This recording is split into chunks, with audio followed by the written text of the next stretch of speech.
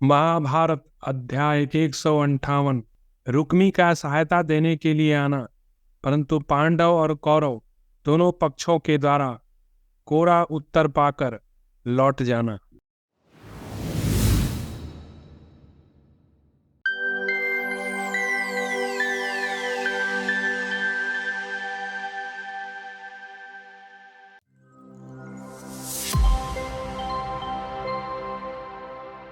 वैशंपायन जी कहते हैं, जन्मेजय, इसी समय अति यशस्वी दक्षिणात्य देश के अधिपति भोजवंशी तथा इंद्र के सखा हिरण्यरोमा नाम वाले संकल्पों के स्वामी महामना भीष्मक का सगा पुत्र संपूर्ण दिशाओं में विख्यात रुक्मी पांडवों के पास आया, जिसने गंधमादन निवासी हिम पुरुष प्रवर द्रुम का शिष्य होकर चारों पादों से युक्त संपूर्ण धनुर्वेद की शिक्षा प्राप्त की थी।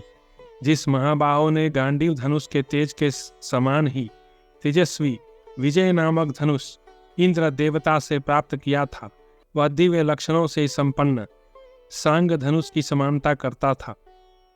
द्युलोक में विचरने वाले देवताओं के ये तीन ही धनुष दिव्य माने गए।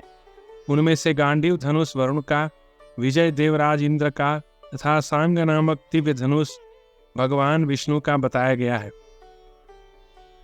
शत्रु सेना को भयभीत करने वाले उस सांग धनुष को भगवान श्री कृष्ण ने धारण किया और खांडव दाह के समय इंद्र कुमार अर्जुन ने साक्षात अग्निदेव से गांडीव धनुष प्राप्त किया था।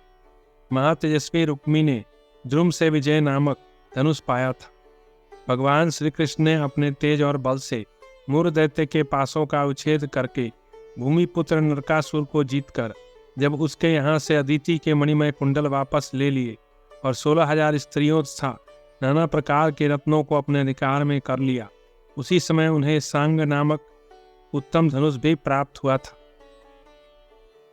रुक्मी मेघ की गर्जना के समान भयंकर टंकार करने वाले विजय नामक धनुष को पाकर संपूर्ण जगत को भयभीत सा करता हुआ पांडवों के यहाँ आया। यह वही वीर रुक्मी था जो अपने बाहुबल के घमंड में आकर पहले परम बुद्धिमान भगवान श्री कृष्ण के द्वारा किए गए रुक्मिणी के अपहरण को नहीं सह सका था। वह संपूर्ण शस्त्रधारियों में श्रेष्ठ था। उसने यह प्रतिज्ञा करके कि मैं वृष्णिवंशी श्री कृष्ण को मारे बिना अपने नगर को नहीं लौटूंगा, उनका पीछा किया था।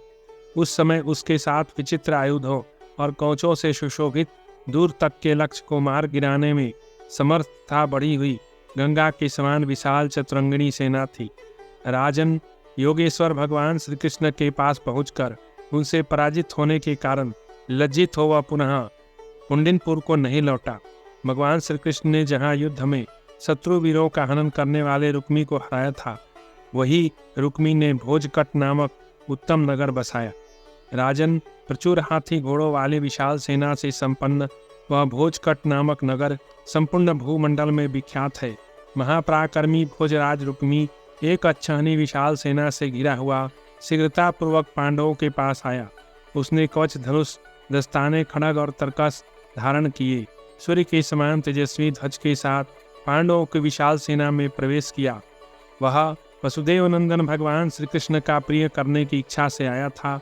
पांडवों को उसके आगमन की सूचना दी गई। तब राजा युधिष्ठिर ने आगे बढ़कर उसकी आगवानी की और उसका यथायोग्य आदर सत्कार किया। पांडवों ने रुक्मी का विधि पूर्वक आदर सत्कार करके उसकी भूरी भूरी प्रशंसा की। रुक्मी ने भी उन सबको प्रेम पूर्वक अपनाकर सैनिकों सहित विश्राम किया। तदनंतर वीरों के बीच में बैठकर उसने कुंती कुमार अर्जुन से कहा, पांडुनंदन, यदि तुम डरे हुए हो तो मैं युद्ध में तुम्हारी सहायता के लिए आ पहुंचा हूँ। मैं इस महायुद्ध में तुम्हारी वह सहायता करूंगा जो तुम्हारे शत्रुओं के लिए असहाय हो उठेगी। इस जगत में मेरे समान पराक्रमी दूसरा कोई पुरुष नहीं। पांडु कुमार, तुम शत्रुओं का जो भाग मुझे सौंप दोगे, मैं समरभूमि में उसका संहार कर डालूंगा। मेरे हिस्से में द्रोणाचार्य, कृपाचार्य तथा वीरवर भीष्म एवं कर्ण ही क्यों न हो, किसी को जीत नहीं छोड़ूंगा। अथवा यहाँ पधारे हुए ये सब राजा चुपचाप खड़े रहें। मैं अकेला ही समरभूमि में तुम्हारे सारे शत्रुओं का वध करके तुम्हें पृथ्वी राज्य अर्पित कर दूंगा। धर्मराज युधिष्ठिर तथा भगवान श्री कृष्ण के समीप अन्य सब राजाओं की सुनते हुए रुक्मी के ऐसा कहने पर बुद्धिमान कुंती पुत्र अर्जुन ने वसुदेव नंदन श्री कृष्ण और धर्मराज युधिष्ठिर की ओर देखते हुए मित्र भाव से हंसकर कहा, वीर, मैं कौरवों के कुल में उत्पन्न हुआ हूँ। विशेषतः महाराज पांडु का पुत्र हूँ। आचार्य द्रोण को अपना गुरु कहता हूँ और स्वयं उनका शिष्य कहलाता हूँ। इसके सिवा साक्षात भगवान श्री कृष्ण हमारे सहायक हैं और मैं अपने हाथ में गांडीव धनुष धारण करता हूँ।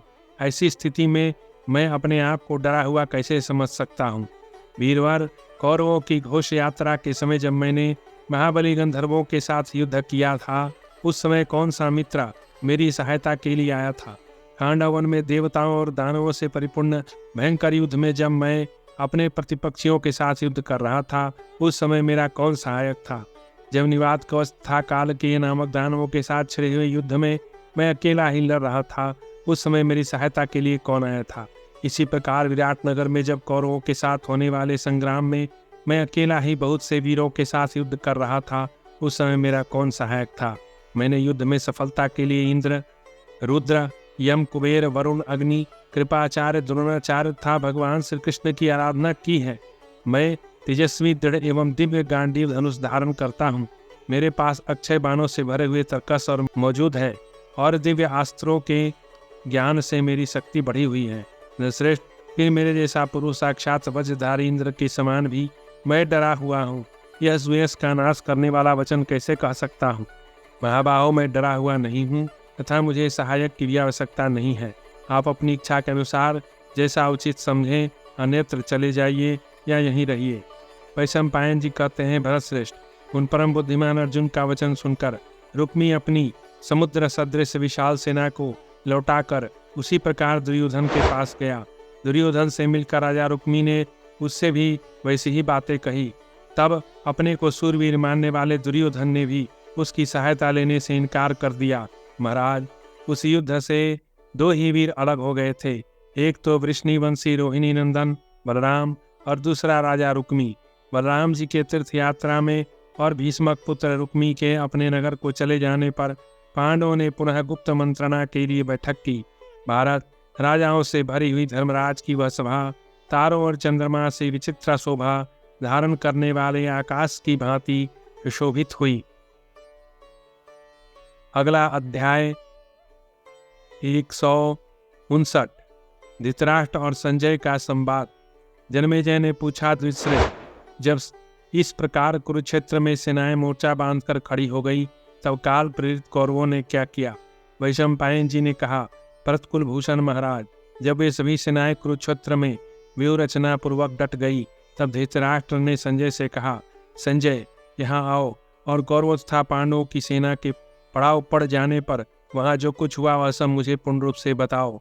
मैं तो समझता हूँ दैव ही प्रबल है, उसके सामने पुरुषार्थ व्यर्थ है, क्योंकि मैं युद्ध के दोषों को अच्छी तरह जानता हूँ। ये दोष भयंकर संहार उपस्थित करने वाले हैं, इस बात को भी समझता हूँ। तथापि ठग विद्या के पंडित था, कपट दूत करने वाले अपने पुत्र को ना तो रोक सकता हूँ ना अपना ही साधन कर सकता हूँ। सुत, मेरी बुद्धि उपयुक्त दोषों को बार बार देखती समझती है तो भी दुर्योधन से मिलने पर पुनः बदल जाती है। संजय, ऐसी दशा में अब जो कुछ होने वाला है वह होकर ही रहेगा। कहते हैं युद्ध में शरीर का त्याग करना निश्चय ही सबके द्वारा सम्मानित क्षत्रिय धर्म है। संजय ने कहा, महाराज, आपने जो कुछ पूछा है और आप जैसा चाहते हैं वह सब आपके योग्य है, परंतु आपको युद्ध का दोष दुर्योधन के माथे पर नहीं मरना चाहिए। भोपाल, मैं सारी बातें बता रहा हूँ, सुनिए। जो मनुष्य अपने बुरे आचरण से अशुभ फल पाता है वह काल अथवा देवताओं पर दोषारोपण करने का अधिकारी नहीं है। महाराज, जो पुरुष दूसरे मनुष्य के साथ सर्वथा निंदनीय व्यवहार करता है वह निंदित आचरण करने वाला पापात्मा सब लोगों के लिए वध्य है। नरश्रेष्ठ, जुए के समय जो बारंबार छल कपट और अपमान के शिकार हुए थे, अपने मंत्रियों सहित उन पांडवों ने केवल आपका ही मुंह देखकर सब तरह के तिरस्कार सहन किए हैं। इस समय युद्ध के कारण घोड़ों, हाथियों तथा अमित तेजस्वी राजाओं का जो विनाश प्राप्त हुआ है उसका संपूर्ण वृत्तांत आप मुझसे सुनिए।